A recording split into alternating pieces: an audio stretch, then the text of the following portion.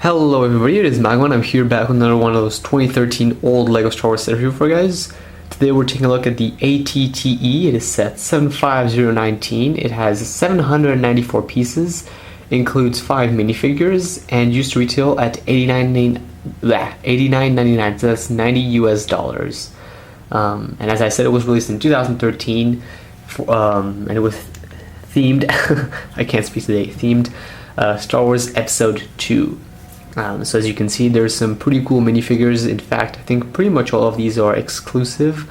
I think that battle droid is not, but the Droid Commander is, and so on. So all the minifigures are exclusive. It's a very good minifigure selection. Although I think it's there could have been more minifigures for a $90 set.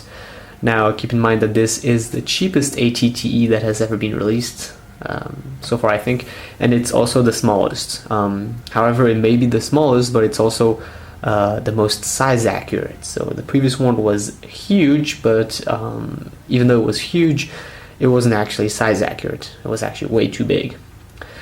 So this one is actually my favorite of all three, not only because it's the only one I have, but there's a fair amount of reasons why I think this one is the better one, and I'll go over that throughout this review. And so let's start off with the minifigures. The first minifigure is Mace Windu. Now he is redesigned. We've already seen him a few times in LEGO, but this is I think, exclusive minifigure. So I mean, it's Mace Windu, so there's not much to say. It's kind of logic that he's in this set. Next up is Coleman Trebor. Now he is a exclusive Jedi to this set. He was barely seen in Star Wars Episode 2. If you looked carefully, you could see him in quite a few scenes. It's pretty cool they finally made him. I remember as a kid I always wanted LEGO to make this minifigure and never thought they would actually make it until they released this set. So it's cool to have more varied Jedis than the regular Mace Windu, Obi-Wan, Yoda, Anakin. And then next up we have the Clone Commander. Now he is the coolest minifigure in my opinion because of all the clone trooper ranks, he is the coolest looking. He has some great yellow markings all over his body, and the helmet is just near perfection. I think I could just call this helmet perfection. He looks amazing. And next up we have the Battle Droid Commander Geonosis version. So it's just a Battle Droid repainted in the Geonosis color with the same commander markings. So kind of little interesting thing is that it's included in this set as it was seen battling Mace Windu in the Geonosis arena, if you guys remember carefully. And then we have just a regular Geonosis battle droid. I really can't complain. We don't really get enough of those. I think they were included in 1 or 2 sets, so definitely good that we get more battle droids of the Geonosis color, because now that I'm trying to make displays out of my LEGO sets, I really don't have enough of these guys. So this is the ATTE. Obviously, you will not be getting this set for the minifigures, even though, I mean, if you would want to. The minifigures, if they're included, cool. I would still get this set even if the minifigures are not included, because the minifigures do not make up the set in my opinion, although they are really cool. Minifigure selection for this one is really good. So, the ATTE, there's a lot to do. I would definitely suggest getting a Clone Wars Gunner minifigure and a Clone Wars Pilot minifigure, because those are not included and they should be, but LEGO did not include them. So let's go ahead and take a look at all the fun features of the set, and then we'll get to some final thoughts. So the first section I want to get to is the front part here, and it's the generic ATTE look. As you can see, it's it's the same one we've always seen, and this one has a pretty interesting way of opening up. You just pull this out and get your minifigure in like so, and he's going to look really, really cool. Honestly, this is my favorite part about this vehicle is the cockpit. I mean, even though a lot of people can comment and all that, that it was very, very stupid to have the cockpit so easily accessible for rocket launchers and all that during the Clone Wars, what really makes this vehicle amazing is the cockpit look. It looks just amazing. And I know he's not a pilot, but we'll just go with the flow, I think. And then you got these bubble turrets. Now these bubble turrets are kind of annoying because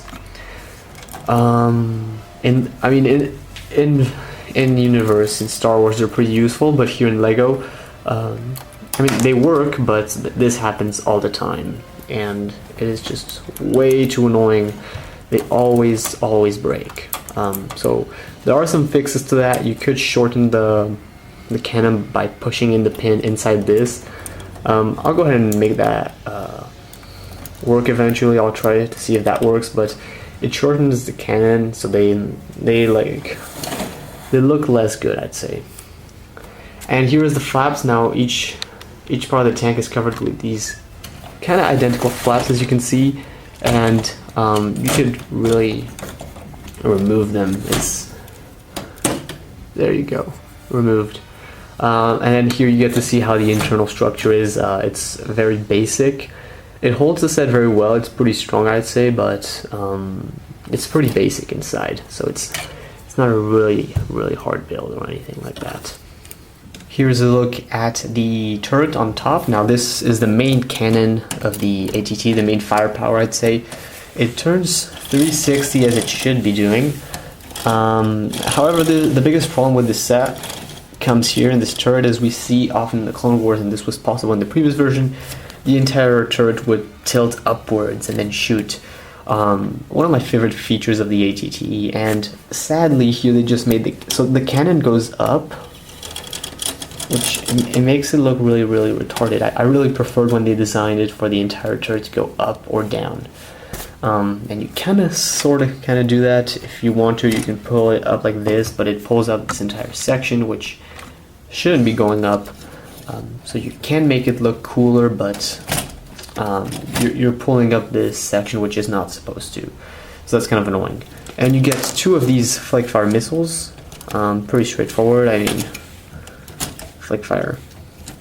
And you have spare flake fire missiles if you pull this up and here. Now this set is heavily customizable actually, and if you would want to, you could remove this, put 1 or 2 plates in there, and have much more troop space. So that is definitely an option. I did the modification once, it worked very well, but now I had to change it back for the review's sake. So definitely suggest that, it works well. Just put a plate and you have space for more troops.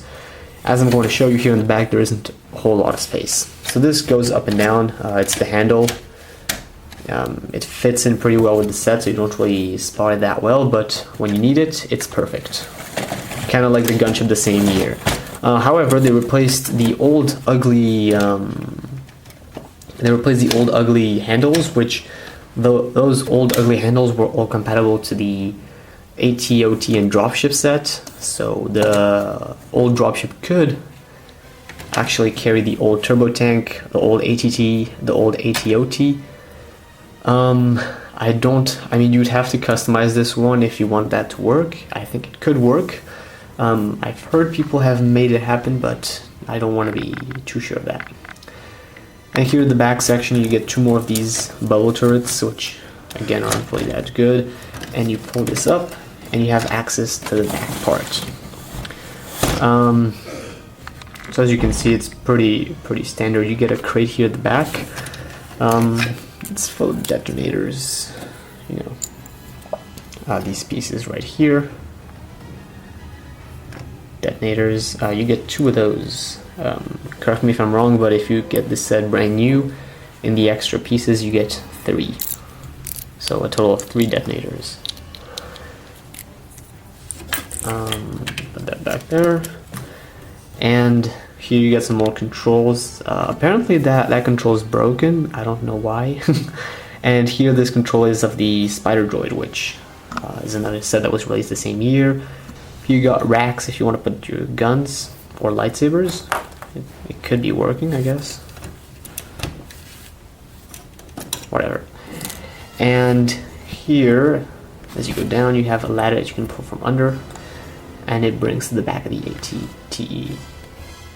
So if you remove that crate, obviously there's a fair amount of troop space. It's not huge. You could expand it here on the sides, again, this set is really heavily customizable because they knew that in the previous ones people would all the way just customize everything. So if you guys are those type of people who have a lot of extra parts and really like to change up your sets to make them look better, this one is definitely the one. They really give you the structure, and then with the structure you can really play around with the internals, which is what I really like. And here is this leg. Works pretty easily. It's really these legs on each side are really the ones you can be able to, on a mock, really have in pretty cool positions. Otherwise these ones are pretty, they just go from this range of movement. So yeah. Again, I've also seen people customize this set and have the legs work in a motorized way. You can search that on YouTube. I think one or two YouTubers have done that. So and that actually should be it. There's not a whole lot to the set.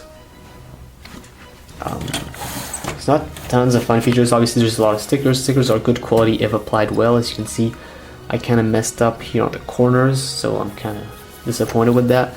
But if you apply them correctly, they shouldn't be a hassle. I know some of the older stickers start coming off now. These are definitely one of those good quality stickers, so you should have no problem with that. So that's going to be it for the fun features. Let's move on to some final thoughts. Alright, so to get to some final thoughts, definitely if you guys are going to be making a Geonosis mock, or you want to have your collection of Geonosis, then this is definitely one of those mainstream sets you want to go for. Otherwise, if you guys are just one of those Clone Wars fans, this set is also great for you. There's not really any way I could not recommend this set, except if you're one of those people who really hate the prequels and are a hardcore original trilogy. But even so, I think the vehicle is just going to amaze you, and you're just still going to want this. So if you already have one of the previous versions, I don't see why you would really need to go get this one. But if you don't have an ATTE yet, I would definitely recommend this one as the best one out of the older ones. So eventually I will be getting the older ATTEs and reviewing those. But again, I've already had a bit of experience with those, and I don't think that they're really worth it over this one. I remember having a really great time playing with the older ATTE from 2008, I think it was, or 2009, at a friend's house, and it was cool, but it was kind of always breaking down. It was really big, but I don't really see how that was a huge factor because the internals were kind of bad. So, and then the much older one was way too low. Like the legs were just, the legs had barely, you couldn't even fit a minifigure under the tank. It was way too low. So that one, I mean, it's old, it has that vintage feel to it, but it wasn't really any better than the previous ones, than the newer ones. So there's nothing really to that one except the cool minifigures. So getting back to this one, definitely a great set, great price. I would definitely recommend this for any Lego Star Wars fan who would want to get this set, obviously. So thanks for watching this Lego Star Wars set review. Please leave a comment in the comment section below if you guys have any thoughts or comments on this set. And otherwise, I will see you guys next time here on my channel for more Lego Star Wars reviews. And please leave a comment on the next Lego Star Wars set review you want me to review. So see you guys then. Bye bye.